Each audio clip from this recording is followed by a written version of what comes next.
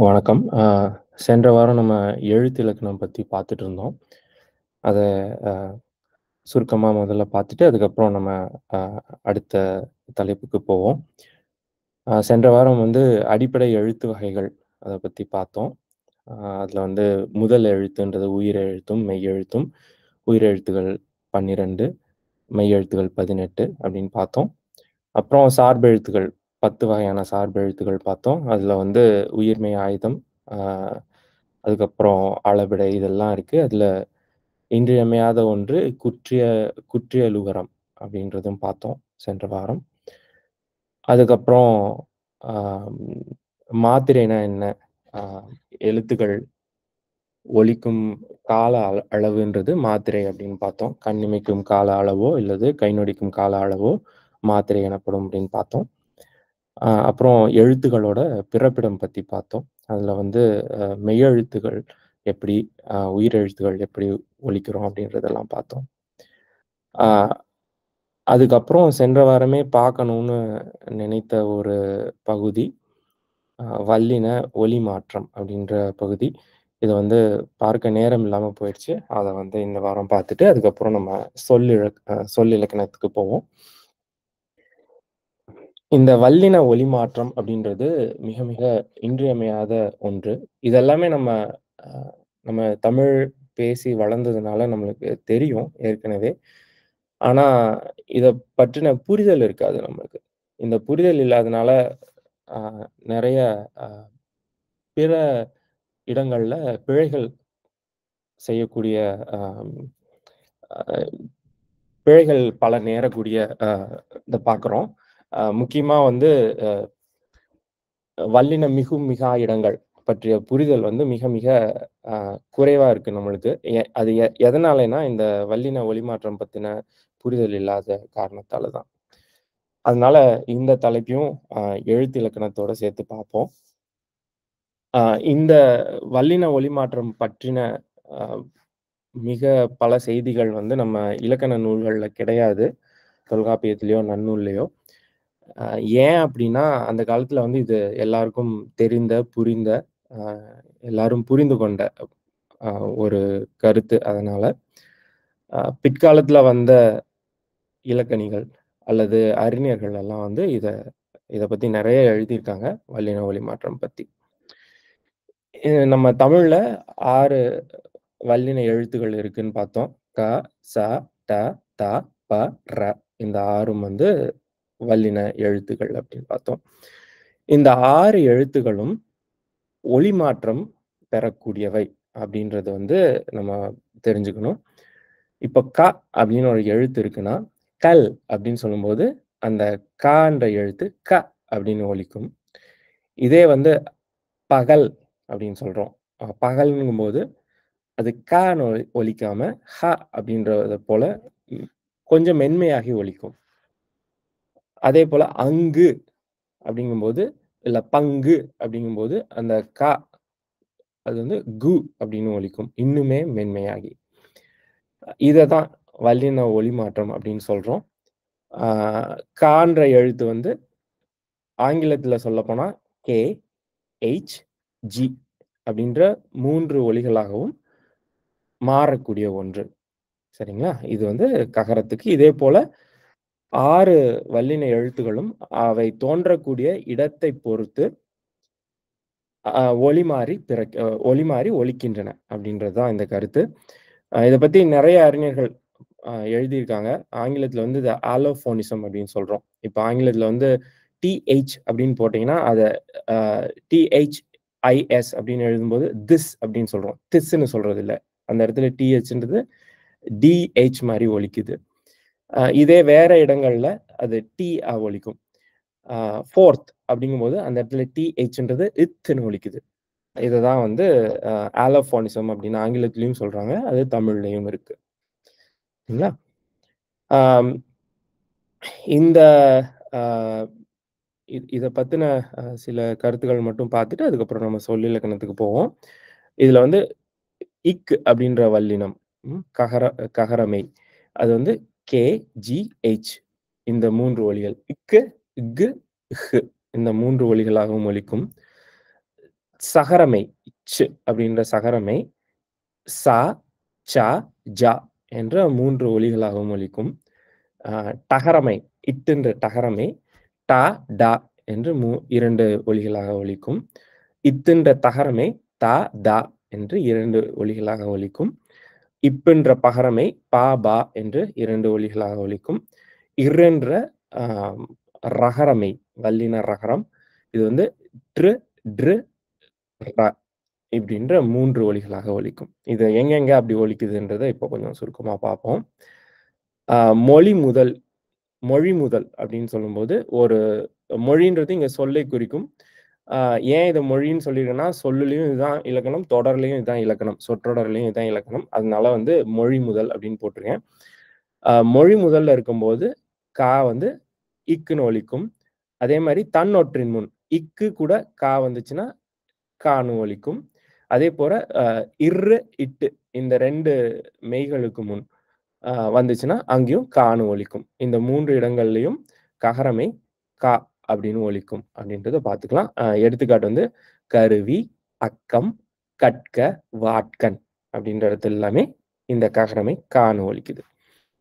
இப்போ இன மெல்லினத்தின் முன், அதாவது ககரத்துக்கு இனமான மெல்லினம் இங்கு. அங்கம் அப்படிங்கும்போது அந்த இடத்துல தெளிவா அந்த கா வந்து கான்னு ஒலிக்குது. அங்கம். சரிங்களா?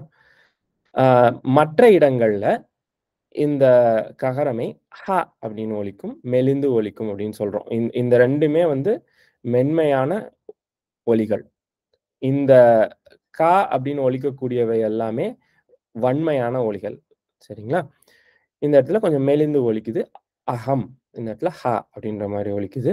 வகை, தன்கடல், எஃகு இந்த எல்லா இடத்துலயுமே கொஞ்சம் மென்மையாகி ஒலிக்குது. அதே போல ச சகரமை சொல் முதல்ல சான்னு ஒலிக்கணும், சான்னு ஒலிக்கக்கூடாது. இது நம்மள பலர் செய்யக்கூடிய தவறு.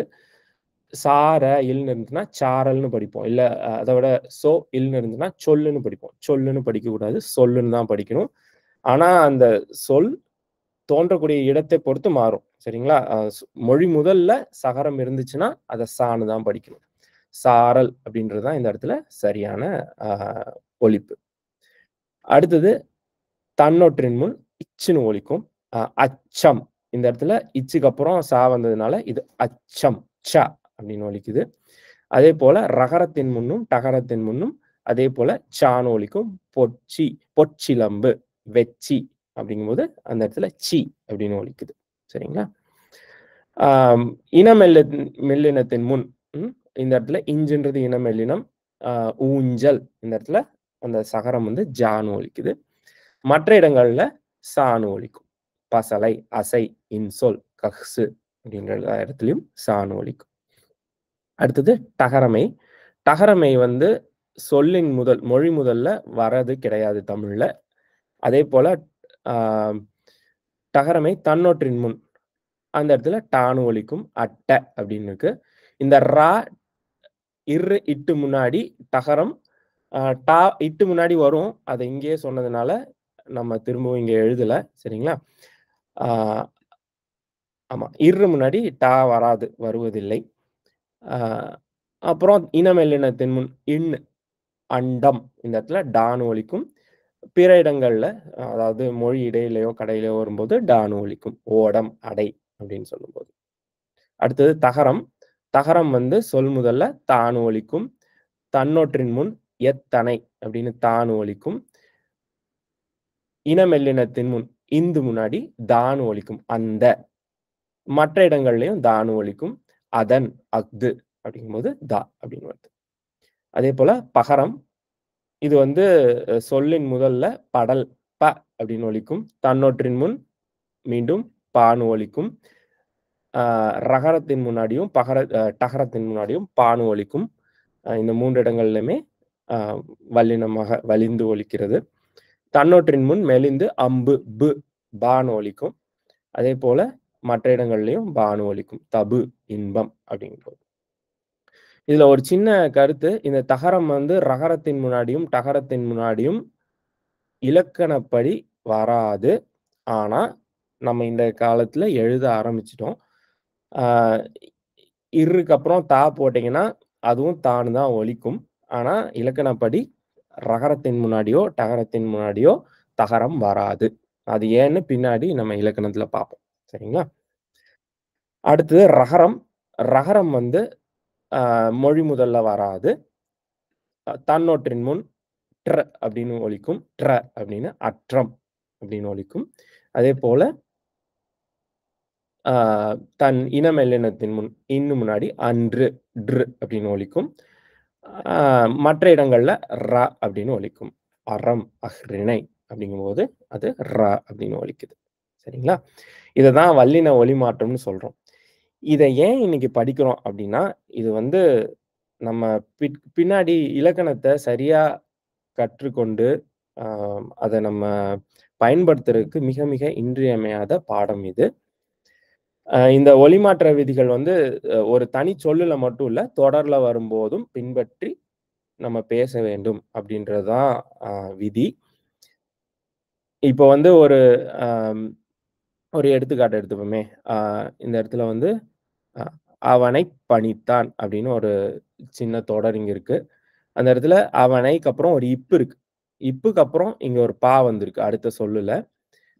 அப்போ இந்த இப்புக்கு அப்புறம் பா வந்து வரும்பொழுது, இந்த பா வந்து மெலிந்து ஒலிக்கக்கூடாது. வல்லினமாக ஒலிக்க வேண்டும். அவனைப் பணித்தான். அவனைப் பணித்தான். இந்த இடத்துல பான்றது பான்னு தான் ஒலிக்கணும். இதே அவன் படித்தான்னு இருக்கு. அவனுக்கு அப்புறம் படித்தான்னு இருக்கு. இந்த இடத்துல நகரமெய்க்கு அப்புறம் பகரம் வந்திருக்கு. இந்த இடத்துல அவன் படித்தான் அப்படின்னு சொல்றது சரியல்ல. அவன் படித்தான் அப்படின்னு அந்த தொடர்ச்சியோட சொல்லணும். சரிங்களா? அவன் படித்தான். அவன் படித்தான் அப்படின்னு சொல்றது சரியான ஒலிப்பு முறை அல்ல. சரியான ஒலிப்பு முறை அன்று. சரிங்களா? இதுக்காக தான் வந்து நம்ம அ இந்த வல்லின ஒலி மாற்றம் பத்தி படிக்கிறோம். இந்த 2 தொடர்களையும் அவன் படித்தான், அவனைப் பணித்தான். இந்த 2யும் வந்து நம்ம சரியா ஒலித்து பழகிட்டோம்னா, எங்கெங்கெல்லாம் வல்லினம் மிகணும், எங்க மிகக்கூடாது அப்படின்றது இந்த பயிற்சியிலேயே நம்மளுக்கு வந்துரும். நம்ம அத தனியா போய் படிக்கணும்னு அவசியம் இல்ல. நல்ல நூல்கள் எடுத்து, நல்ல அறிஞர்களோட நல்ல கட்டுரைகள எடுத்து நம்ம பொழுது, இந்த வல்லின ஒலி மாற்ற விதிகள வச்சு ஒரு தொடர்ச்சியோடவோ, அல்லது தொடர்ச்சி இல்லாம நிறுத்தியோ சொல்லி பழகிக்கிட்டீங்கன்னா, நம்ம வல்லினம் மிகா இடங்கள்னு தனியா போய் படிக்க அவசியம் இல்ல. சரிங்களா? இந்த இடத்துல எடுத்துக்காட்டாக, "அவன் படித்தான்" என்கையில் மொழி இடையில் வரும் மென்மையாகிச் சொற்களிடையே இந்த இடத்துல சோன்னு படிக்கணும் இத. ஏன்னா, இந்த இடத்துல ஒரு இருக்கு. மென்மையாகிச் சொற்களிடையே தொடர்ச்சியோடு ஒலிக்கும். "அவனைப் பணித்தான்" என்கையில் மொழி இடையில் தன்னொற்றின் முன் வரும் வன்மையாய் நிறுத்தத்தோடு ஒலிக்கும். சரிங்களா? இந்த மாரி படிச்சு பழகுனீங்கன்னா, எங்க இப்பு வரும், எங்க இப்பு வராதுன்னு நமக்கே ஒரு பயிற்சி ஆயிரும். இது வந்து நம்ம தமிழ்ல மட்டும் இல்ல, பிற மொழிகள்லயும் இருக்கு. பிரெஞ்சு மொழியில பார்த்தீங்கன்னா, லியேசன் அப்படின்னு ஒரு கருத்து இருக்கு. 2 சொற்கள சேர்த்து படிக்கும்போது, அந்த தொடர்ச்சியோட ஒலிப்பாங்க. அத வந்து நிறுத்தி ஒலிக்க மாட்டாங்க. இதே தனித்தனி சொற்களா பார்க்கும்போது, அந்த அ நடுவுல ஒரு நிறுத்தத்தோட ஒலிப்பாங்க. அந்த அந்த பழக்கம் வந்து நம்ம தமிழ்ல மட்டும் இல்ல, எல்லா மொழிகள்லயுமே இருக்கு. இது வந்து நம்ம குறைந்த அளவிலான ஆற்றலை பயன்படுத்தி நல்ல மொழியை பேசுவதற்காக உதவக்கூடியது இந்த நுட்பம் அப்படின்னு நம்ம தமிழ்ல தொன்று தொட்டு இத பயன்படுத்திட்டு வரோம். சரிங்களா? சரி. இந்த கருத்து சென்ற வாரம் விட்டு போச்சு. அதனால இப்போ சொல்லணும்னு நெனச்சேன். சொல்லியாச்சு. அடுத்தது நம்ம சொல்லிலக்கணத்துக்கு போவோம். சொல்லிலக்கணம். இது வந்து அடுத்த தலைப்பு. எழுத்துக்கள் சேர்ந்து ஒரு பொருள் தந்துச்சுன்னா, அத வந்து சொல்லுன்னு சொல்றோம். சொல்லுன்றது வார்த்தை அப்படின்னு நெறைய பேர் நம்ம பயன்படுத்துறோம். வார்த்தைன்றது தமிழ் சொல் அல்ல, வடமொழி சொல். அதனால வந்து சொல் அப்படின்றது தான் தமிழ்ல சரியான அ சொல் அதுக்கு. இந்த சொல்ல வந்து நம்ம இலக்கணத்துல பார்க்கும்போது மொழின்னு சொல்லுவோம், பதம்னு சொல்லுவோம், கிளவின்னு சொல்லுவோம். இதெல்லாமே வந்து சொல்லை குறிக்கக்கூடிய சொற்கள். ஆம் இந்த சொல்லிலக்கணத்த படிக்கிறதுக்கு முன்னாடி சில அடிப்படை கருத்துக்கள தெரிஞ்சுக்கணும். திணை, பால், எண், இடம் இந்த 4யும் பத்தின புரிதல் இருக்கணும் நம்மளுக்கு. அப்பதான் சொல்லிலக்கணத்தை எளிமையா படிக்க முடியும். திணை அப்படின்றது ஒழுக்கத்தை குறிக்கும். இது வந்து தமிழ்ல 2 வகைப்படும். அஃறிணை, உயர்திணை அப்படின்னு சொல்லக்கூடிய 2ம். உயர்திணைன்றது மக்கள் அல்லது மக்கள் போன்ற பிற அ பாத்திரங்கள்னு சொல்றோம் இல்லைங்களா? அதாவது அ கதை உறுப்பினர்கள் அப்படின்னு சொல்லலாம். அவங்கள குறிக்கக்கூடியது உயர்திணை. இப்ப மக்கள்னா, அம் என்ன சொல்லும்போதோ, இல்ல இங்க இருக்கிற எல்லாரும் யாரோ என்னாலும் சொல்லும்போதோ, நீங்க எல்லாருமே உயர்திணை. அ இது வந்து ஒரு காவியத்த பத்தி பேசுறோம், இல்ல வந்து ஒரு காப்பியத்த பத்தி பேசுறோம். கோவலன் அப்படின்னு சொல்றோம். கோவலன்றது ஒரு கதையில இருக்கக்கூடிய ஒரு அம் ஒரு உறுப்பினர், கதை உறுப்பினர். கோவலன் ஒருத்தர் நிஜமாவே இருந்தாங்களா? உண்மையிலேயே இருந்தாங்களா? இல்லையான்னு நமக்கு தெரியாது. ஒரு கற்பனை பாத்திரம்னே வச்சுக்கலாமே. இல்ல சீவக சிந்தாமணி எடுத்தீங்கன்னா, சீவகன் அப்படின்னு ஒரு பாத்திரத்தை வச்சிருக்கோம். இவங்க எல்லாத்தையுமே உயர்திணைன்னு தான் சொல்றோம். அதேபோல கடவுள் யாராவது இருக்காங்க. முருகன் வந்தான் அப்படின்னு தான் சொல்றோம். முருகன் அ அது உண்மையிலேயே இருக்கா இல்லையான்றது வேற கருத்து. ஆனா வந்து அ ம் நம்ம கண்ணு முன்னாடி பார்க்கக்கூடிய மக்கள் கிடையாது இவங்கலாம். அவங்களையும் நம்ம வந்து உயர்திணையா தான் கருதுறோம். சரிங்களா? அடுத்தது அஃறிணைன்றது திணை அப்படின்ற 2 சொற்களோட சேர்க்கை தான் அஃறிணை அப்படின்னு மாறியிருக்கு. இந்த இந்த புணர்ச்சியில வரக்கூடிய ஆயுதம் வந்து ஆயுதக் குறுக்கமா ஒலிக்கும். அ தனது அரை மாத்திரையிலிருந்து கால் மாத்திரை அளவு குறுகி ஒலிக்கும் அப்படின்றது போன வாரம் நம்ம பார்த்தது தான். இந்த அஃறிணை அப்படின்றது மக்கள் அல்லாத பிற பிறவற்றைக் குறிக்கக்கூடியது அஃறிணை. இதுல வந்து குரங்கு, தேன், ஊர், தமிழ் இது எல்லாமே அஃறிணை. அடுத்தது எண். எண்ணுன்றது நம்பர் அப்படின்னு ஆங்கிலத்துல சொல்வோம். ஒருமை, பன்மை என்று 2 வகைப்படும். ஒருமைன்றது ஒன்றைக் குறிப்பது ஒருமை, ஒன்றுக்கு மேற்பட்டதை குறிப்பது பன்மை அப்படின்னு சொல்றோம். சிங்குலர், ப்ளூரல் அப்படின்னு ஆங்கிலத்துல சொன்னா சிங்குலர், ப்ளூரல்னு சொல்லலாம்.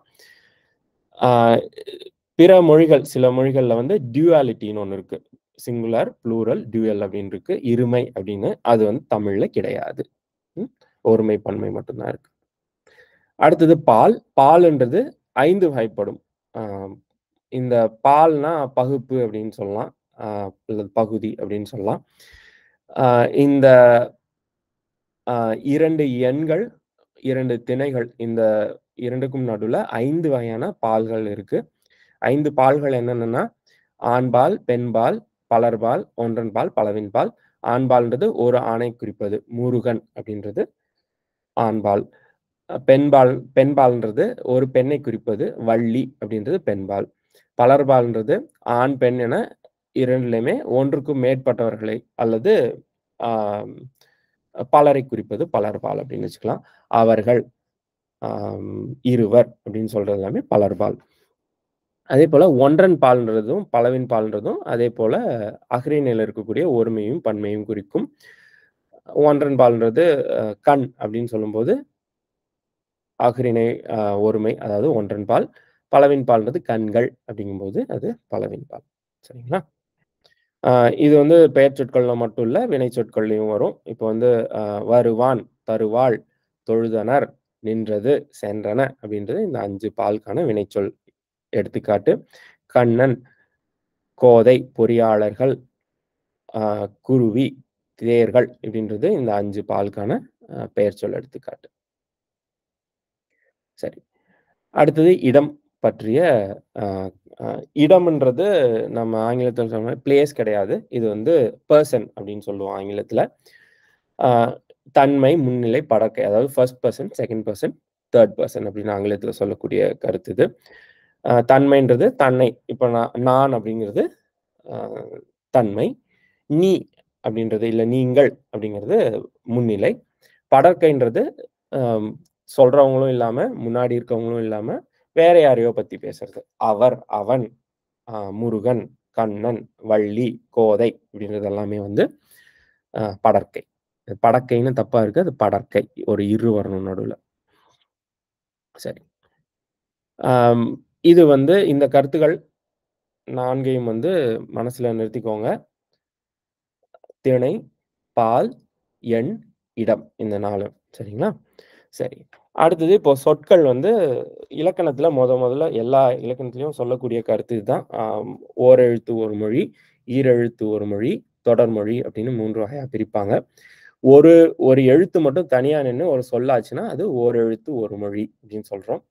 ஈரெழுத்து ஒரு மொழின்றது 2 எழுத்துக்கள் சேர்ந்து ஒரு சொல்லாச்சுன்னா, அது ஈரெழுத்து ஒரு மொழி.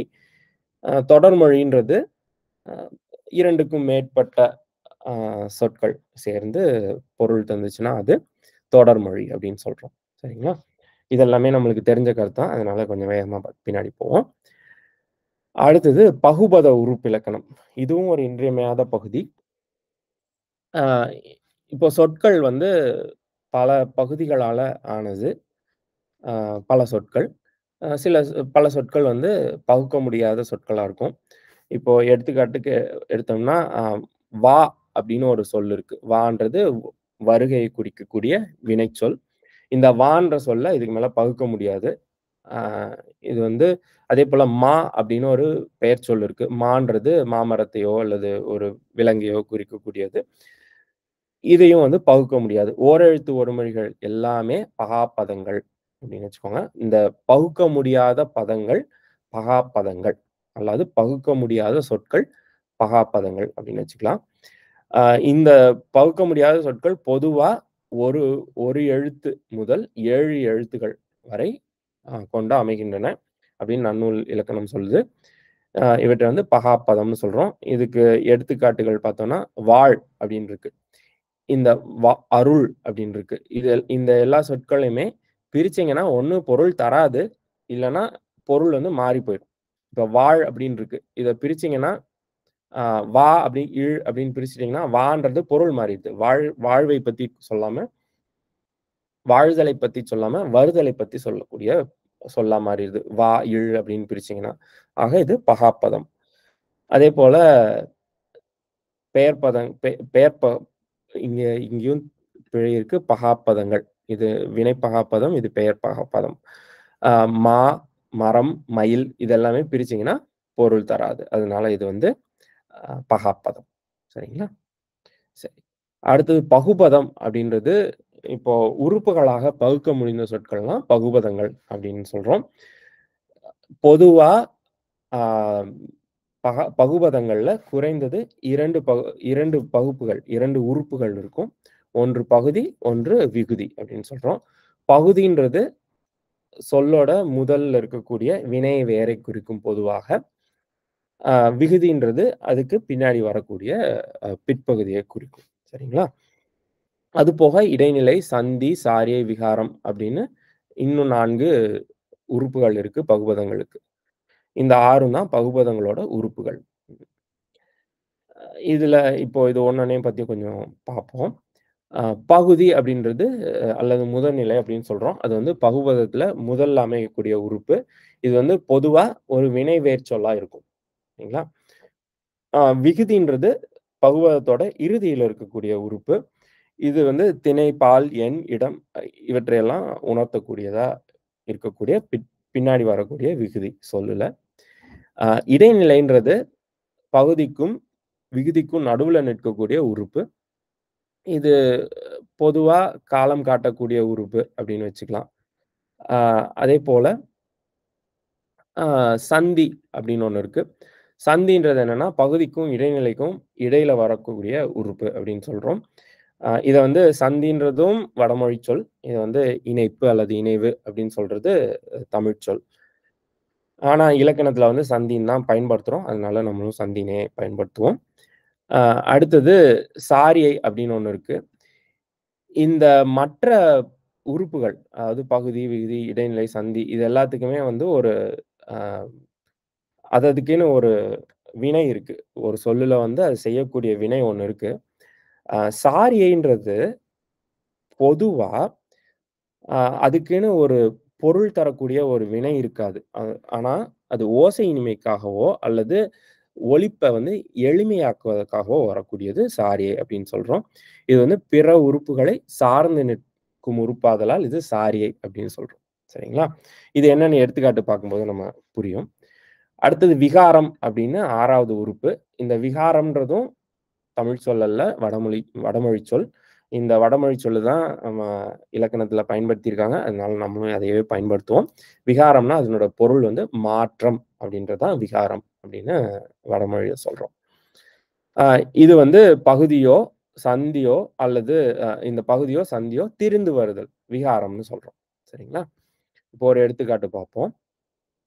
வந்தனன் அப்படின்றது ஒரு வினைச்சொல். இந்த வினைச்சொல்லோட பகுதி வந்து வா அப்படின்றது தான் ஆ இதனோட அ பகுதி. இதுதான் வினை வேர்ச்சொல். வா அப்படின்றது எப்பவுமே வினை வேர்ச்சொல் வந்து ஒருத்தர கட்டளையிடுற மாரி வரும். வா, போ இதெல்லாம் தான் வந்து வினை வேர். அந்த அந்த அ அந்த பாங்குல வரும். வா, பார், செல், நில் அப்படின்னு நிக்கிறது தான் வந்து பகுதி. இத எப்பவுமே மனசுல வச்சுக்கோங்க. அ அடுத்தது பிரிச்சீங்கன்னா, அப்புறம் ஒரு இந்து இருக்கு. அப்புறம் வந்து ஒரு இத்து இருக்கு. அப்புறம் ஒரு அன் இருக்கு. அப்புறம் இன்னொரு அன் இருக்கு. இங்க வந்து வ, இந்த், இத், அன், அன். வ, வா அ வ கூட்டல் இந்து கூட்டல், இத்து கூட்டல், அன் கூட்டல், அன். இதுதான் வந்தனன் அப்படின்னு சேர்ந்து வந்திருக்கு. சரிங்களா? ஆனா, நம்ம பிரிக்கும்போது இங்க வன்னு பிரிக்காம வான்னு பிரிக்கிறோம். அதேபோல இத இந்துன்னு சொல்லாம இத்துன்னு சொல்றோம். அது ஏன்னு சொல்றேன். இந்த வா அப்படின்றது வ அப்படின்னு மாறுனது விகாரம். இந்த வான்றது பகுதி. அதுதான் வந்து வினை வேர்ச்சொல். அது வந்து வ ஆனது விகாரம்னு சொல்றோம். சரிங்களா? அதேபோல இத்து அப்படின்றது சந்தி. ஆனா, அந்த இத்து இந்த ஆனது விகாரம்னு சொல்றோம். ம். அடுத்து இருக்கக்கூடிய இத்து வந்து இடைநிலை. அடுத்து அ அன் இருக்கு. அது சாரியை. அடுத்து இன்னொரு அன் இருக்கு. இது வந்து ஆண்பால் வினைமுற்று விகுதி அப்படின்னு சொல்றோம். சரிங்களா?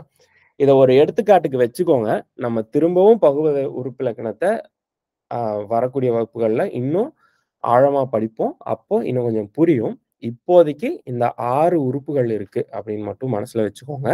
பகுதி, விகுதி, இடைநிலை, சந்தி, சாரியை, விகாரம். இந்த 6ம் வந்து பகுபதங்களோட உறுப்புகள். இதுல வந்து பகுதியும், விகுதியும் கண்டிப்பாக இருக்கும். எல்லா பகுபதங்கள்லயும். அ மற்ற 4ம் இருக்கலாம், இல்லாமலும் போகலாம். சரிங்களா? இத மனசுல வச்சுக்கோங்க. சரி. இது வந்து பகுபதம், பகாப்பதம் அப்படின்றது ஒரு வகையான பகுப்பு சொற்கள.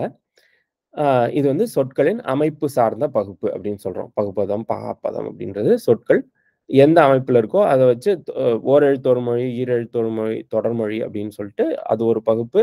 அதே மாரி இன்னொரு இன்னொரு அமைப்பு சார்ந்த பகுப்பு வந்து பகுபதம், பகாப்பதம்ன்றது 2. அடுத்தது பொருள் சார்ந்த பகுப்பு. இப்போ வந்து ஒரு சொல்லோட பொருள் எத குறிக்குது அப்படின்றத பொறுத்து 4 வகையா பிரிக்கிறோம். பெயர்ச்சொல், வினைச்சொல், இடைச்சொல், உரிச்சொல் அப்படின்னு பிரிக்கிறோம். பெயர்ச்சொல்லுன்றது பொருள், இடம், காலம், சினை, பண்பு, தொழில் இந்த 6யும் குறிக்கக்கூடிய பெயர்கள். இவற்றை வந்து பெயர்ச்சொற்கள் அப்படின்னு சொல்றோம். வினைச்சொல்லுன்றது ஒரு தொழிலை குறிக்கக்கூடிய சொல் வந்து வினைச்சொல் அப்படின்னு சொல்றோம். அ இடைச்சொல்லுன்றது தனியா வந்து பொருள் தராது. ஆனா பெயரோடோ, வினையோடோ சேர்ந்து வரும்போது ஒரு பொருளை தரும் அப்படின்னு சொல்றோம். சில சொற்கள் அ சொற் முழு சொற்களாவே இருக்கும். அதுக்கு வந்து நம்ம இந்த காலத்துல ஒரு பொருள் கொண்டிருக்கோம். இப்ப உடன் அப்படின்றதுக்கு ஒரு பொருள் வச்சிருக்கோம். அவையும் இடைச்சொற்கள் தான். ஆனா வந்து அ பொதுவா சொல்லும்போது ஒரு இடைச்சொல்ன்றது பொருள் தராம பெயரோடையோ, வினையோடையோ சேர்ந்து ஒரு பொருள் தருவது இடைச்சொல்ன்னு சொல்றோம். உரிச்சொல்ன்றது தனித்து நின்னாலும் பொருள் தரும். ஆனால் அவை பெயரோடும், வினையோடும் சேர்ந்து அதுக்கு உரிமையாகி அவற்றின் பண்பை உணர்த்தும் அடைமொழியாக வரும் அப்படின்னு சொல்றோம். ஒரு எடுத்துக்காட்டு எடுத்தோம்னா, பெரிது அப்படின்றது ஒரு வினைச்சொல். ஒரு குறிப்பு வினைச்சொல் அப்படின்னு சொல்றோம். அ மிகப் பெரிது, இல்ல பெருமை அப்படின்னு வச்சுக்கோங்களேன். பெருமைன்றது ஒரு பெயர்ச்சொல்.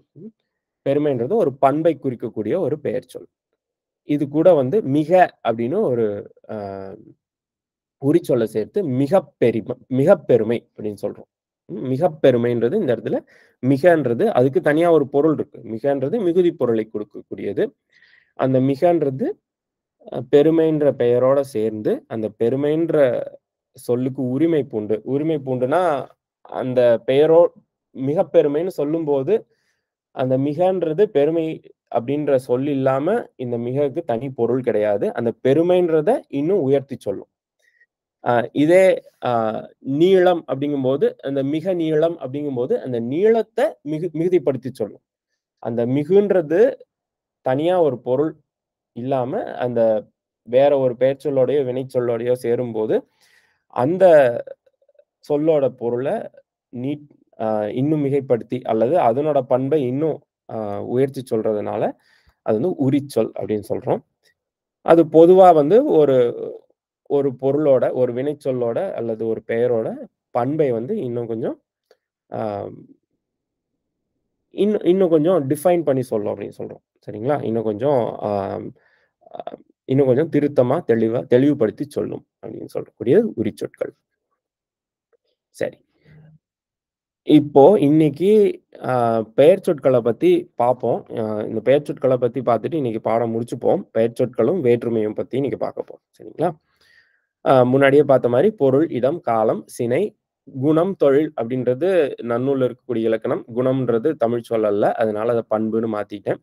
பொருள், இடம், காலம், சினை, பண்பு, தொழில் இந்த 6ஐயும் பற்றி பெயர்களை குறிக்கக்கூடியது பெயர்ச்சொற்கள். பொருள்ன்றது ஒரு திங் அப்படின்னு சொல்றோம். ஏதோ ஒன்று. அல்லது ஒரு அப்ஸ்ட்ராக்ட் கான்செப்ட் அப்படின்னு சொல்றோம். அது எல்லாமே பொருள். அ இடம்ன்றது இந்த இடத்துல பிளேஸ் நேம் அப்படின்னு சொல்றோம் ஆங்கிலத்துல. காலம்ன்றது டைம், டெம்பரல் நவுன் அப்படின்னு சொல்லுவோம். அ அடுத்தது சினை அப்படின்றது ஒரு உறுப்போட பெயர். இப்ப வந்து கை, கால், தந்தம், அ தும்பிக்கை இதெல்லாமே வந்து சினை பெயர்கள். அ கிளை, பூ, தண்டு இதெல்லாமே மரத்தோட சினை பெயர்கள். அ சினைன்றது உறுப்பை குறிக்கக்கூடியது. சினை பெயர். பண்புன்றது ஒரு ஒரு பண்பை குறிக்கக்கூடியது. பெருமை, செம்மை, கருமை, வளமை இதெல்லாமே பண்பு பெயர்கள். தொழில் அப்படின்றது ஒரு வினையோட பெயரை குறிக்கக்கூடியது. ஆடுதல், பாடுதல், நிற்றல் இதெல்லாமே வந்து தொழிற்பெயர்கள். அ இந்த பெயர்ச்சொற்கள் வந்து அ அவை குறிக்கும் பொருளுக்கேற்ப உயர்திணை பெயர்கள், அஃறிணை பெயர்கள்னு 2ஆ பிரிக்கலாம். இது போக விரவு பெயர்கள்னு ஒண்ணு இருக்கு. அதாவது விரவு பெயர்கள் வந்து 2 திணைக்கும் உரிய பெயர்கள் அப்படின்னு இலக்கணம் சொல்லுது. இத பத்தி நம்ம ஆழமா படிக்கணும்னு அவசியம் இல்ல. இன்னும் கொஞ்சம் ஆழமா வேணும்னா தொல்காப்பியம் எல்லாம் படிக்கும்போது நீங்க கத்துக்கலாம். ஆனா இன்றைய பயன்பாட்டு இலக்கணத்துக்கு இத பற்றின புரிதல் பெரிதாக அ தேவையில்லை. சரி. அடுத்தது பெயர்ச்சொற்களுக்கு வந்து 3 அ பண்புகள் இருக்கின்றன. அதுல முதல் பண்பு என்னன்னா, பயனிலை கொள்ளும். பெயர்ச்சொல் வந்து பயனிலை கொள்ளும். பயனிலை கொள்ளும் அல்லது பயனிலை ஏற்கும் அப்படின்னு சொல்லலாம். அ இப்ப வந்து மரம் அசைந்தது அப்படின்னு சொல்லும்போது, இந்த மரமானது அசைதல் அப்படிங்கிற வினைய வந்து பயனிலையா கொண்டிருக்கிறது அப்படின்னு சொல்லலாம். ம். பயனிலைன்றது என்னன்னா, ஒரு வினைச்சொல். அததான் வந்து பயனிலைன்னு சொல்றோம். பொதுவா எல்லா பெயர்களுமே பயனிலை கொள்ளும் அப்படின்றது அ இலக்கணம். அதேபோல அ பெயர்கள் வேற்றுமை உருபுகளை ஏற்கின்றன. இப்ப மயில் அப்படின்னு ஒண்ணு இருக்கு. இத வந்து மயிலை, மயிலால், மயிலுக்கு அப்படின்னு சொல்லும்போது, அ அதுல வேற்றுமை உருபு ஏற்றிருக்கு. வேற்றுமைனா என்னன்னு இப்ப பார்க்க போறோம். இன்னும் ஒரு 5 மணித்துளிகள்ல. அதேபோல பெயர்ச்சொற்கள் பொதுவா காலம் காட்டாது. இப்ப பெயர்ச்சொற்கள் காலம் காட்டா. பெயர்ச்சொல் காலம் காட்டாது. பெயர்ச்சொற்கள் காலம் காட்டா அப்படின்னு தான் சொல்லணும். அதான் சரி. இப்ப கடல் அப்படின்னு சொல்லும்போது, அதுல காலம் கிடையாது. வந்தான், பார்த்தேன் அப்படிங்கும்போது அதுல காலம் இருக்கு. ஆனா கடல், நான் அப்படின்லாம் சொல்லும்போது அதுல காலம் இல்லை. இதற்கு ஒரு சின்ன விதிவிலக்கு இருக்கிறது. அது வந்து வினையால் அணையும் பெயர் அப்படின்னு ஒரு கருத்து. அப்புறமா படிப்போம். அது படிக்கும்போது அவை மட்டும் அ காலம் காட்டலாம் அப்படின்னு நம்ம அப்புறமா படிப்போம். சரிங்களா? சரி. இப்போ நம்ம இடப்பெயர் பார்த்தோம் இல்லைங்களா முன்னாடி? இடம் அப்படின்னு பார்த்தோம். தன்மை, முன்னிலை, அ படர்க்கை அப்படின்னு 3 இடங்கள் பார்த்தோம். அந்த இடத்தை குறிக்கக்கூடிய பெயர்கள் யாவை அப்படின்னு இப்ப பார்ப்போம். ஆ சரி இந்த இடத்துல கீழ ஒரு அட்டவணை இருக்கு. அதுக்கு போயிருவோம். அ தன்மை, ஒருமை. ம். அ தன்மை இடப்பெயர் வந்து யாவை அப்படின்னு பார்ப்போம். தன்மையில ஒருமை. அதாவது சொல்பவரை மட்டும் குறிக்கக்கூடிய சொற்கள். நான் அப்படின்றது இது எல்லாத்துக்குமே தெரிஞ்சது தான். இதுதான் இந்த காலத்திலயும் இருக்கக்கூடிய வடிவம். அந்த காலத்துல பழந்தமிழ் வடிவம் ஒண்ணு இருந்திருக்கு. யான் அப்படின்னு ஒண்ணு இருந்துச்சு. யான் அப்படின்றதும், நான் அப்படின்ற அதே பொருள் தான். ஆனா நீங்க சங்க பாடல்களோ, இல்ல அ இந்த காலத்துலயுமே இந்த கால கவிதைகள்லயுமே யான் அப்படின்ற சொல்ல பயன்படுத்துறாங்க. இது வந்து ஒரு பழந்தமிழ் வடிவம். அதேபோல தன்மை, பன்மை. அ இதுல வந்து ஒரு சின்ன கருத்து. இது இது நம்ம நெறைய பேருக்கு தெரியாது. அ ஆங்கிலத்தில இன்க்ளூசிவ் வி, எக்ஸ்க்ளூசிவ் வி அப்படின்னு 2 சொல்லுவோம். ம். இது எல்லா மொழிகள்லயும் கிடையாது. ஆனா தமிழ்ல இருக்கு. அ நம்ம திராவிட மொழிகள்லயே தமிழ்லயும், மலையாளத்திலயும் இருக்கு. கன்னடத்தில கிடையாது. தெலுங்குலயும் கிடையாது. இந்த எனக்கு தெலுங்க பத்தி தெரியல. ஆனா கன்னடத்தில கிடையாது. இந்த நாம் அப்படின்றது முன்னிற்பவரையும் உட்படுத்தியது. இப்ப நான் நான் பேசிட்டு இருக்கேன். என் முன்னாடி ஒருத்தவங்க இருக்காங்கன்னா, நாம் அப்படிங்கும்போது என்னையும் குறிக்கும், எனக்கு முன்னிற்பவரையும் சேர்த்து நாம்னு குறிக்கும். நாங்கள் அப்படிங்கிறது என்னையும், என்னைச் சார்ந்தவர்களை மட்டுமே குறிக்கும். என் முன்னாடி இருப்பவங்கள குறிக்காது. இப்போ ஒரு ஆசிரியர் இருக்காரு, வகுப்புல பேசிட்டு இருக்காரு அப்படிங்கும்போது, நாம் அப்படிங்கும்போது அந்த ஆசிரியரையும் குறிக்கும், அந்த வகுப்புல இருக்கிற அ எல்லா மாணவர்களையும் குறிக்கும். இதே வந்து அந்த ஆசிரியர் நின்று நாங்கள்ன்னு அப்படின்னு சொல்லும்போது, நாங்கள்ன்றது அந்த ஆசிரியரையும், பிற ஆசிரியர்களையும் குறிக்கலாம். அல்லது ஆசிரியரும் தன்னோடு நிற்கும் ஒருவரையும் குறிக்கலாம். ஆனா முன்னாடி கேட்டுக்கொண்டிருக்கக்கூடிய மாணவர்களை குறிக்காது. அதான் வந்து எக்ஸ்க்ளூசிவ் வி. இந்த இடத்துல எக்ஸ்க்ளூசிவ், இன்க்ளூசிவ் அப்படின்றது முன்னிலைய சேர்த்துக்குதா, சேர்க்கலையா அப்படின்றது தான் வந்து அ கருத்து. நாம்ன்றது முன்னிற்பவரையும் உட்படுத்திய தன்மை பன்மை. நாங்கள்ன்றது தன்மையை மட்டும் குறிக்கும் தன்மை பன்மை. அ யாம்ன்றதும் அதேபோல தன்மையை மட்டும் குறிக்கும் தன்மை பன்மை. இதுவும் எக்ஸ்க்ளூசிவ் வி. இந்த யாம்ன்றதும் பழந்தமிழ் வடிவம் அப்படின்னு வச்சுக்கோங்களேன். இதுக்கு வந்து முன்னிலை அடங்கிய தன்மை பன்மை, முன்னிலை விடுத்த தன்மை பன்மை அப்படின்னு நம்ம சொல்றோம். ம். எக்ஸ்க்ளூசிவ் வி, இன்க்ளூசிவ் வி அப்படின்ட்டு. சரி. அடுத்தது முன்னிலை. முன்னிலை நமக்கு எல்லாத்துக்கும் தெரிஞ்சது தான். நீ அப்படின்றது முன்னிலை, ஒருமை. நீங்கள் அப்படின்றது முன்னிலை பன்மை. அ நீர், நீவிர் அப்படின்றதும் முன்னிலை பன்மை. இதெல்லாம் வந்து கொஞ்சம் பழைய வடிவங்கள் அப்படின்னு வச்சுக்கலாம். இந்த காலத்துல முன்னாடி இருக்கக்கூடிய ஒருவரை குறிப்பதற்கும் நீங்கள் அப்படின்னு பயன்படுத்துறோம். இது வந்து மரியாதை பன்மை அப்படின்னு இந்த காலத்துல நம்ம அ வழங்கி வரோம். சரிங்களா? இது எல்லாத்துக்கும் தெரிஞ்சது தான். அடுத்தது படர்க்கை. படர்க்கையில அதேபோல ஆண்பால், பெண்பால், அ பலர்பால், ஒன்றன்பால், பலவின்பால்ன்னு 6யும் பார்க்க போறோம். ஆண்பால்ன்றது அவன், இவன், எவன், முருகன், கந்தன், வேலன், மாயவன், சிவன் இது எல்லாமே வந்து ஆண்பால் ஒருமை, உயர்திணையில. பெண்பால் வந்து அவள், இவள், எவள், வள்ளி, அ இலக்குமி, அ கரியல், செய்யோள் இதெல்லாமே வந்து பெண்பாற் பெயர்கள். அ அதேபோல பன்மை. பன்மையில வந்து அவர், அவர்கள், இவர், இவர்கள், எவர், எவர்கள் இது எல்லாமே வந்து பன்மை. இந்த காலத்துல உயர்திணை ஒருமைக்கும் அ மரியாதை பன்மையை பயன்படுத்துறோம். அதாவது அ பெரியவங்கள சொல்லும்போது அவர், இவர் அப்படின்னு சொல்றோம். அவன், இவன்னு சொல்றதில்ல. அல்லது அவள், இவள்ன்னு சொல்றதில்ல. சரிங்களா? அதுவும் வந்து இந்த காலத்துல இருக்கக்கூடிய அ இலக்கண பயன்பாடு. அடுத்து அஃறிணை வந்து அது, இது, எதுன்றது ஒன்றன்பால். அவை, இவை, எவைன்றது பலவின்பால். இது எளிமையா புரியக்கூடிய கருத்து. சரி. இப்போ ஒரு இன்றியமையாத அ ஒரு தலைப்புக்கு போவோம். இந்த இடுகுறி பெயர், காரண பெயர், பொதுப்பெயர், சிறப்பு பெயர்லாம் அப்புறமா பார்ப்போம். இதுல ஒண்ணும் அ நீங்க வேணா நீங்களே பாருங்க. பார்த்துட்டு ஏதாவது ஐயங்கள் இருந்தா கேளுங்க. இதுல பெருசா ஒண்ணும் தெரிஞ்சுக்க ஒண்ணும் இல்ல. அ அதனால குறிப்பு பத்தி கொஞ்சம் பிற்பாடு பார்ப்போம். வினைச்சொற்கள பத்தி பார்க்கும்போது குறிப்பு, வினைனா என்னன்னு பார்ப்போம். இப்போதைக்கு இத விட்டுருவோம். அடுத்து வேற்றுமை. இதுதான் வந்து இன்றியமையாத ஒரு தலைப்பு. அ இத வந்து நல்லா புரிஞ்சுக்கோங்க எல்லாருமே. அ இத புரிஞ்சுக்கிட்டீங்கன்னா, அ பாதி தமிழ் கற்றுக்கொண்ட பாதி தமிழ் இலக்கணம் கற்றுக்கொண்டதைப் போல அப்படின்னு வச்சுக்கோங்களேன்.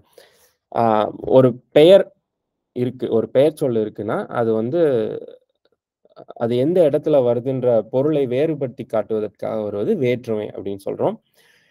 இந்த வேறுபாடுகள் எப்படி வருதுன்னா, ஒரு பெயர்ச்சொல் இருக்கு. அது கூட ஒரு வேற்றுமை உருபுன்னு ஒண்ண சேர்ப்போம்.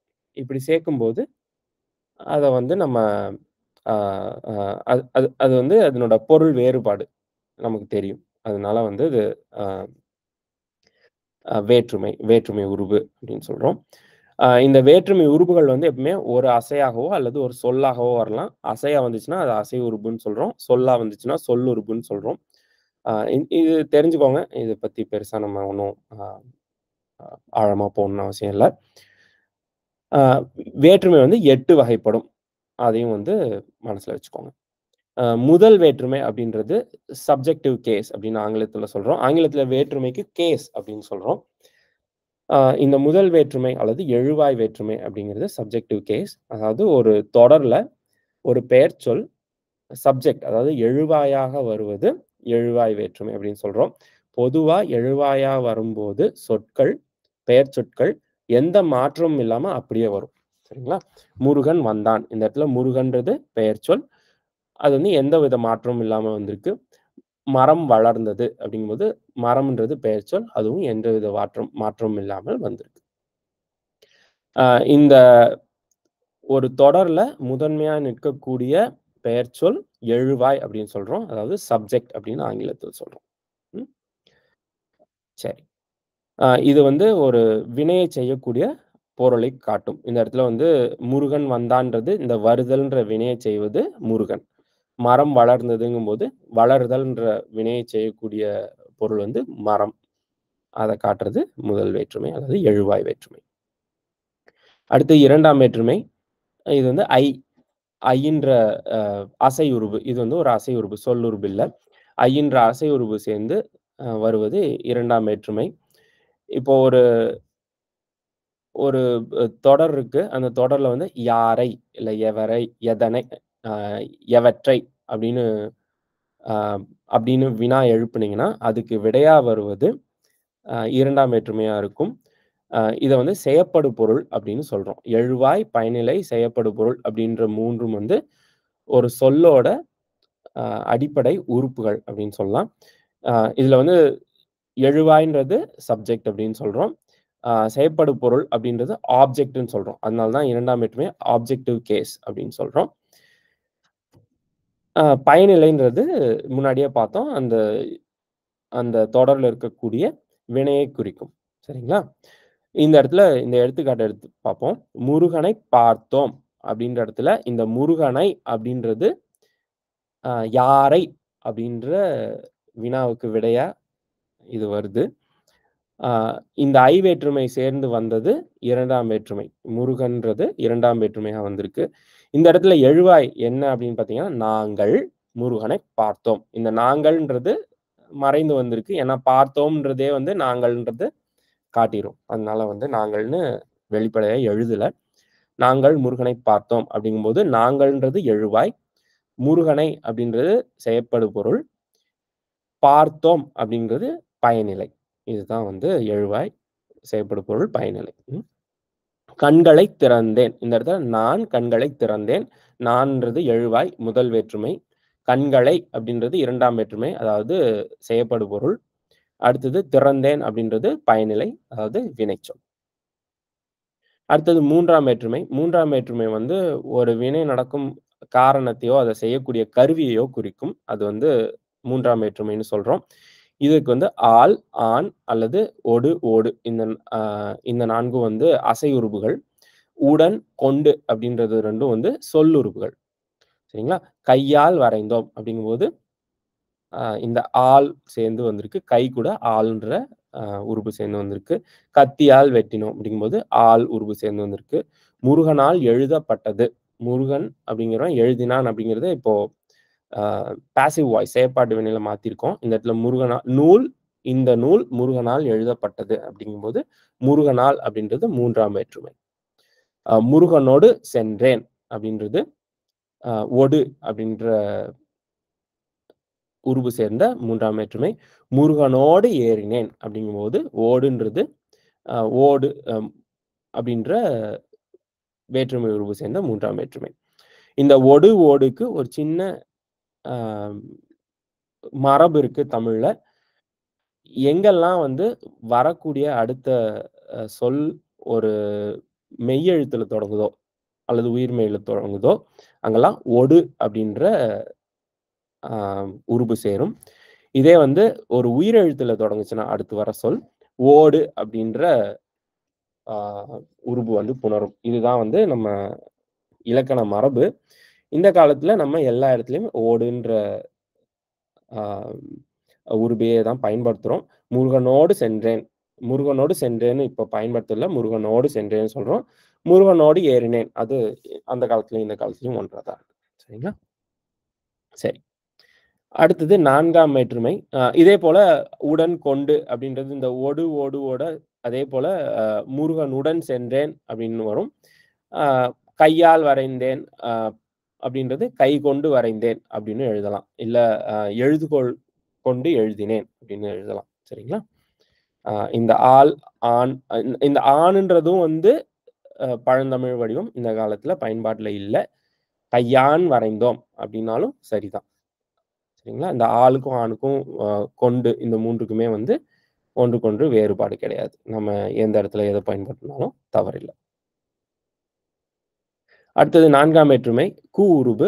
இது யாருக்கு, எதற்கு, எவற்றிற்கு அப்படின்ற வினாக்கள்ல ஒன்றுக்கு விடையாகி வரும். ஒரு கொடை நடக்கும்போது, அந்த கொடையை ஏற்கும் பொருளை காட்டுவது 4ஆம் வேற்றுமை. இத வந்து உறவு முறைக்கும் பயன்படுத்துவோம். அதேபோல அ ஏதோ ஒன்று சென்றடையும் பொருளுக்கும் பயன்படுத்துவோம். எடுத்துக்காட்டா பார்த்தீங்கன்னா, அ முருகனுக்கு கொடு அப்படிங்கும்போது, இந்த கொடை கொடுத்தல் அப்படின்ற ஒரு அ ஒரு செயல் நடக்குது. ஒரு வினை நடக்குது. அந்த இடத்துல யாருக்கு கொடுத்தேன்? முருகனுக்கு கொடுத்தேன். முருகனுக்கு கொடு அப்படின்னு இருக்கு. இந்த முருகன்றது 4ஆம் வேற்றுமையா வந்திருக்கு. அதேபோல உறவு முறை குறிக்கக்கூடியதும் இருக்கு. முருகனுக்கு தாய் அப்படின்னு சொல்றோம். இந்த காலத்துல முருகன் அது தாய்ன்னு 6ஆம் வேற்றுமை பயன்படுத்தியும் சொல்றோம். அதுவும் தவறில்ல. ஆனா தொன்று தொட்டு நம்ம மரபுப்படி முருகனுக்கு தாய் அப்படின்றது தான் சரி. எனக்கு அண்ணன், அவனுக்கு தங்கை அப்படின்னு சொல்றது தான் சரி. சரிங்களா? அ இது வந்து 4ஆம் வேற்றுமை. அ அதேபோல ஒன்று சென்று அடையும் இடம் அப்படின்னு வச்சுக்கலாம். வேலைக்குச் செல், திருச்சிக்கு போனாள் அப்படிங்கும்போது ஒரு இடத்துக்கு போய் அடையக்கூடிய இடம். அது வந்து அதுக்கும் கு வேற்றுமை. அவனுக்குச் சொல். இந்த இடத்துல ஒரு சொல் சொல்லுதல்ன்றது சென்று அடையக்கூடியது அவன். அதனால அவன்றது அதை ஏற்கக்கூடிய பொருண்மையில வந்திருக்கு. அதனால அவனுக்கு அப்படின்னு 4ஆம் வேற்றுமையில வந்திருக்கு. இது 4ஆம் வேற்றுமை. எல்லாமே எளிமையா நமக்கு தெரிஞ்சது தான். ஆனா, இன்னும் கொஞ்சம் இலக்கணத்துல படிக்கும்போது, ஆ இன்னும் கொஞ்சம் தெளிவு வரும். அதுக்காக. இன்னும் கொஞ்சம் ஆழமான புரிதல் வரும். அதுக்காக. சரி. 5ஆம் வேற்றுமை. இதுதான் இது இந்த காலத்துல நெறைய பேரு பிழையா புரிஞ்சுக்கிறாங்க. அ பல இடங்கள்ல அ தவறாவும் நம்ம புரிஞ்சுக்கிறோம். அ இதுக்கு வந்து அப்படின்ற வேற்றுமை நம்ம இலக்கண நூல்கள் எல்லாத்துலயுமே சொல்லியிருக்கக்கூடியது. ஆனா, இந்த காலத்துல இந்த வேற்றுமையோட இந்த என்ற வேற்றுமை உருபோட பயன்பாடு 5ஆம் வேற்றுமைக்கு இல்லை. இலக்கணத்துல இலக்கியங்கள்ல வேணா பார்க்கலாமே ஒழிய, அன்றாட பயன்பாட்டுல வேற்றுமையோட பயன்பாடு 5ஆம் வேற்றுமைக்கு இல்லை. சரிங்களா? இப்ப 6ஆம் வேற்றுமைக்கு பயன்படுத்த ஆரம்பிச்சுட்டோம். அ அந்த இடத்துல ன்ற உருபு இல்ல. அது சாரியை. அத பத்தின விளக்கத்த நம்ம அடுத்த வாரம் பார்ப்போம். அ ஆனா இந்த காலத்துல 5ஆம் வேற்றுமைக்கான உருபு பயன்பாடு இல்லை அப்படின்றத மனசுல வச்சுக்கோங்க. இந்த காலத்துல இதுக்கான சரியான வேற்றுமை உருபு என்னன்னு பார்த்தீங்கன்னா, இடமிருந்து அல்லது இருந்து. இதுதான் வந்து 5ஆம் வேற்றுமைக்கான உருபாக வந்திருக்கிறது. ஒரு பொருள் எங்கிருந்து தோன்றுது அல்லது எங்கிருந்து வருது அப்படின்னு காட்டக்கூடியது 5ஆம் வேற்றுமை. இத வந்து அப்ளேட்டிவ் கேஸ் அப்படின்னு ஆங்கிலத்துல சொல்லுவோம். இந்த 4ஆம் வேற்றுமைக்கு டேட்டிவ் கேஸ்ன்னு சொல்றோம். 3ஆம் வேற்றுமைக்கு இன்ஸ்ட்ருமென்டல் கேஸ்ன்னு சொல்றோம். இது எல்லாமே ஆங்கில அ கலைச்சொற்கள். மனசுல வச்சுக்கோங்க. 5ஆம் வேற்றுமை வந்து அப்ளேட்டிவ் கேஸ். அதாவது ஒன்றிலிருந்து பிரிந்து இன்னொரு இடத்துக்கு போகக்கூடிய பொருளைச் சொல்வது 5ஆம் வேற்றுமை. ஒன்றிலிருந்து பிரிந்து இன்னொரு இடத்துக்கு போய் சேரக்கூடிய இடத்த சொல்றது 4ஆம் வேற்றுமை. சரிங்களா? 5ஆம் வேற்றுமை பொருள்ல இருந்து 4ஆம் வேற்றுமை பொருளுக்கு ஒன்று போய் சேரும். இதுதான் வந்து கருத்து.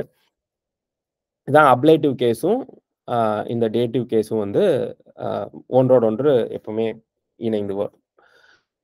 அம் இந்த இடமிருந்து, இலிருந்து அப்படின்ற 2மே வந்து எங்க வரும் அப்படின்னு பார்த்தோம்னா, உயர்திணை பெயர்களோடு இடமிருந்துன்னு சொல்லுவோம். அஃறிணை பெயர்களோடு இலிருந்துன்னு சொல்றோம். இப்ப மலையிலிருந்து வந்த ஆறு அப்படின்னு சொல்லும்போது, மலைன்றது அஃறிணை பொருள். அதனால வந்து அது இலிருந்துன்னு பொதுவா பயன்படுத்துவோம்.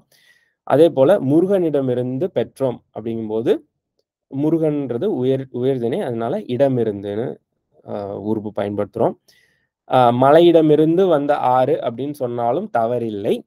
முருகனிலிருந்து பெற்றோம் அப்படின்னா கொஞ்சம் தவறா தெரியிற மாரி தோன்றுது. ஆனா பொதுவா இதுதான். உயர்திணை பெயர்களோட இடம் வரும். அஃறிணை பெயர்களோட இல் வரும். மாறியும் வரலாம். அதுக்கும் நெறைய வாய்ப்புகள் இருக்கு. சரி. இப்ப இன்னுன்ற வேற்றுமை உருவு இந்த காலத்துல பயன்பாட்டுல இல்ல. ஆனா அந்த காலத்துல வந்து மலையின் அருவி அப்படின்னு சொல்லும்போது, மலையிலிருந்து வரும் அருவி அப்படின்றது பொருள். அ அதேபோல இன்னொரு இடத்துல வந்து ஒப்புமை பொருள்ல கம்பேரிசன்க்கு சிமிலி அப்படின்னு காட்டுறதுக்கு அ இன் வேற்றுமை பயன்படுத்துவோம். தோகையின் நீள் கூந்தல் அப்படின்னு சொல்லும்போது, தோகை போல நீளும் கூந்தல் அப்படின்னு சொல்றோம். இதுக்கும் இன்னுன்ற 5ஆம் வேற்றுமை பயன்பட்டிருக்கு. பழங்கால பழந்தமிழ். அடுத்தது 6ஆம் வேற்றுமை. இது வந்து ஜெனடிவ் கேஸ் அப்படின்னு ஆங்கிலத்துல சொல்றோம். அதாவது ஒரு உரிமை பொருள். ம். எனது எனது புத்தகம், எனது பை அப்படின்னு சொல்லுவோம் இல்லைங்களா? அதுதான் வந்து 6ஆம் வேற்றுமை. இதுக்கான உருபுகள் 3 உடைய, அது, அப்படின்ற 3 உருபுகள் இருக்கு. முருகனது வேல் அப்படிங்கும்போது, அது அப்படின்ற வேற்றுமை உருபு வந்திருக்கு. முருகனுடைய வேல் அப்படிங்கும்போது, உடையன்ற சொல்லுருபு வந்திருக்கு. ஆ இது எப்பவுமே ஒன்றன் உடைமை பொருள். அதாவது உடைமை பொருள்னா, எனது எனது மகிழ்வுந்து அப்படின்னு சொல்லும்போது, மை கார் அப்படின்னு சொல்றீங்களா ஆங்கிலத்துல? எனது மகிழ்வுந்து அப்படிங்கும்போது, எனது உடைமை பொருள். ஆ ஒன்றன் சினை, சினைனா உறுப்பு. எனது கை அப்படிங்கும்போது என்னோட உறுப்ப குறிக்குது. அல்லது மரத்தினது சினை, மரத்தினது பூ அப்படின்னு சொல்லும்போது மரத்தோட சினையை குறிக்குது. அல்லது ஒன்று சேர்ந்து இருக்கும் பெரும் தொகுதி அல்லது இருப்பிடம். அதையும் குறிக்க 6ஆம் வேற்றுமை வரும். நெல்லினது குவியல் அப்படின்னு சொல்றோம். பூவினது மாலை அப்படிங்கும்போது, பூவுக்கு உரிமையான மாலை கிடையாது. பூக்கள் சேர்ந்து தொகுத்து வந்த மாலை. நெல் நெல் சேர்ந்து இருக்கக்கூடிய ஒரு பெரும் தொகுதி. அதான் வந்து நெல்லினது குவியல் அப்படின்னு சொல்றோம். அல்லது ஒருவருடைய இருப்பிடம். இப்போ எனது வீடு அப்படின்னு சொல்லும்போது, அது எனக்கு சொந்தமான வீடு இருக்கணும்னு அவசியம் இல்ல. ஆ எங்க அப்பாவோட வீடா கூட இருக்கலாம். ஆனா நான் சொல்லும்போது என்னோட வீடு, எனது வீடு அப்படின்னு தான் சொல்றோம். என்னுடைய வீடு அப்படின்னு தான் சொல்றோம். அது வந்து இருப்பிடத்தை காட்டக்கூடியது. எனது ஊர் அப்படிங்கும்போது எனக்கு சொந்தமான ஊர் அப்படின்னு இல்ல. நான் சேர்ந்திருக்கக்கூடிய எனது இருப்பிடம் அப்படின்னு சொல்றோம். சரிங்களா? சரி. ஆம் இப்ப அப்படின்னு ஒரு இது வந்து அது உடைய இந்த என்னுடைய வீடு, எனது வீடு இந்த 2மே நமக்கு தெரிஞ்சது தான். ஆன்னு ஒரு 6ஆம் வேற்றுமை உருவு இருக்கு. இது வந்து பன்மைக்கான வேற்றுமை உருபா பழந்தமிழ்ல இருந்துச்சு. இந்த காலத்துல அதனோட பயன்பாடு இல்லை. சரிங்களா? எனது நெற்றி அப்படிங்கும்போது ஒரே ஒரு நெற்றிய சொல்றோம். அதனால எனது நெற்றி அப்படின்னு சொல்லுவோம். இதே வந்து அ என கண்கள்னு சொல்லணும். எனது கண்கள்னு சொல்லக்கூடாது. ஏன்னா கண்கள் பன்மை. அதனால என கண்கள், என கைகள், என கால்கள், என புத்தகங்கள் அப்படின்னு சொல்லணும். ஆ இது வந்து பழந்தமிழ் வடிவம். இந்த காலத்துல நம்ம எல்லாத்துக்கும் எனதுன்னே பயன்படுத்துறோம். அதுல தவறு இல்ல. சரி. அடுத்து 7ஆம் வேற்றுமை லொகேட்டிவ் கேஸ் அப்படின்னு சொல்றோம். இதுல வந்து கண், இல், இடம் அப்படின்ற பொதுவா பயன்படுத்தக்கூடிய உருபுகள். இதுல கண்ணுன்ற உருபு இந்த காலத்துல பயன்பாட்டுல பெரும்பான்மை இல்லை. ஆம் இப்போ நகர்க்கண் பூங்கா அப்படின்னு சொல்றோம். அதாவது நகரில் பூங்கா அப்படின்றத நகர்க்கண் பூங்கா அப்படின்னு சொல்றோம். ஆ இந்த அ இந்த இல் வேற்றுமை உருபு வச்சு வீட்டில் இருக்கிறோம், காலையில் வருவோம். அதாவது ஒரு அ இடத்தையோ, ஒரு பொழுதையோ ம் அ டைம் ஆர் ஸ்பேஸ் இந்த 2யும் குறிக்கக்கூடியது லொகேட்டிவ் கேஸ். அதாவது 7ஆம் வேற்றுமை அப்படின்னு சொல்றோம். ம். அ இது வந்து இதுவும் அஃறிணைக்கு இல் பொதுவா வரும். அ உயர்திணைக்கு இடம்ன்ற உருபு வரும். என்னிடம் உள்ளது அப்படின்னு சொல்லுவோம். எண்ணில் உள்ளதுன்றது அது இன்னும் கொஞ்சம் பொருள் மாறிரும். என்னிடம் புத்தகம் உள்ளது அப்படிங்கும்போது, இந்த என்னிடம்ங்கிறது 7ஆம் வேற்றுமை. ம். அ இதுக்கு 7ஆம் வேற்றுமைக்கு இன்னும் நெறைய சொல்லுருபுகள் இருக்கு. நம்ம அன்றாட பயன்பாட்டுல இருக்கிறது தான். முன், பின், மேல், கீழ், அகத்து, புறத்து, உள்ளே, வெளியே, சார், புடை, உள், அயல், கால், உழை அப்படின்னு பல உருவுகள் இருக்கு. பொதுவா வந்து 7ஆம் வேற்றுமைன்றது ஒரு பொருளோட இருப்பிடத்தை குறிக்கக்கூடியது. சரிங்களா? சரி. கடைசியா வந்து வெளி வேற்றுமை. வெளி வேற்றுமைக்கு ஒருவர விளித்து அழைப்பது வெளி வேற்றுமை. இப்ப முருகா அப்படின்னு கூப்பிடுறோம். கிளியே வா, முருகா பார் அப்படின்னு சொல்லும்போது, இது வெளி வேற்றுமை. தமிழ்ல வந்து இதுக்கு பல அ ஒவ்வொரு பெயருக்கும் ஒரு மாரி மாற்றம் அடையும் வெளி வேற்றுமையில. அது என்னன்னு நீங்க குடுத்துருக்கேன். நீங்க அப்புறமா பாருங்க. ஆ மற்றபடி இதுல ஒண்ணும் புதுசா இல்ல. அ சரி. அதேபோல அப்பா, அம்மா அப்படின்றவை வந்து விழிப்பெயர்கள். அம்மை, அப்பன்றதான் முறைப்பெயர்கள் அப்படின்னு குயவா ஐயா சொல்லுவாங்க. அதையும் வந்து இங்க குடுத்துட்டேன். ஆ இன்னொன்னு எந்தாய் அப்படின்னு சொல்றது, ஆ இ எந்தை அப்படிங்கிறதோட விழி. அது ஏன்னு இங்க இந்த இதுல விதிகள் இருக்கும். இந்த அட்டவணையில, இந்த டேபிள்ல பார்த்துக்கோங்க. ஆ அது ஒரு சின்ன கருத்து. சரி. சரி. இதோட இன்றைய வகுப்ப முடிச்சுப்போம். ஆ